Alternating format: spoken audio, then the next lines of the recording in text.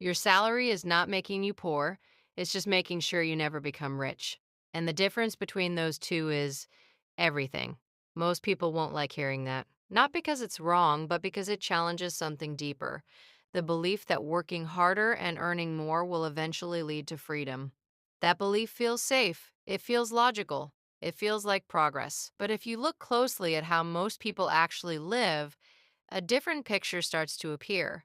In the United States, there are millions of people earning what would be considered a good income: 60,000, 80,000, even over $100,000 a year.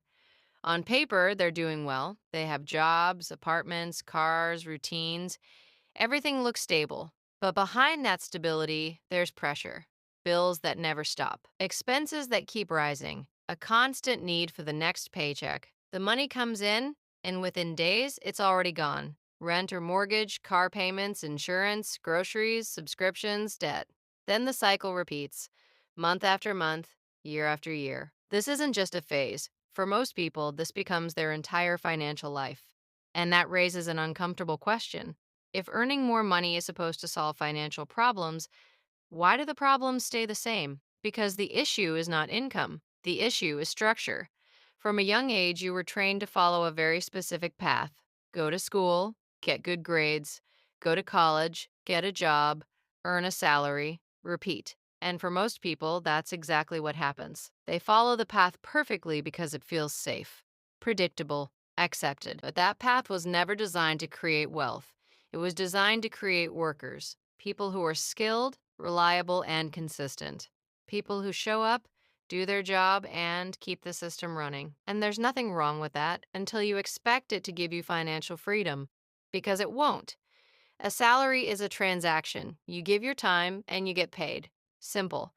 But there's a hidden limitation in that simplicity. Your income is directly tied to your time. No time, no money.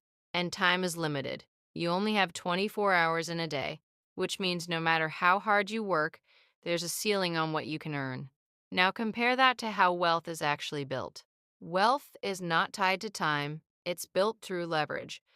Leverage means your income is no longer dependent on your constant effort. It comes from assets, investments, businesses, systems that generate value even when you're not actively working.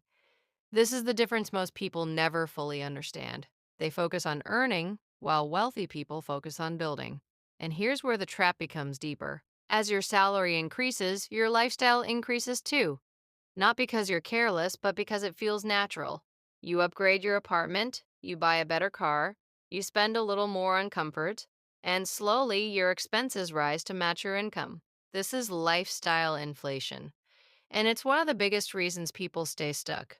Because now your higher income doesn't create freedom. It creates responsibility. It locks you into a lifestyle that requires your salary to survive.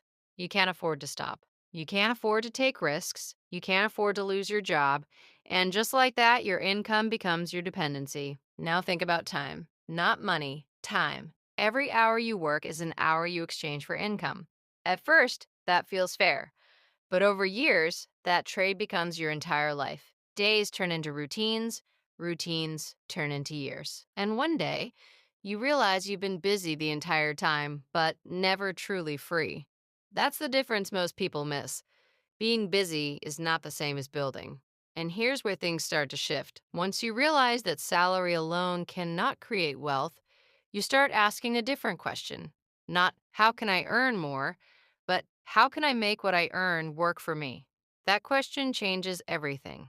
Because now you start thinking about investing, about assets, about building income streams that don't depend on your time. You start looking for leverage.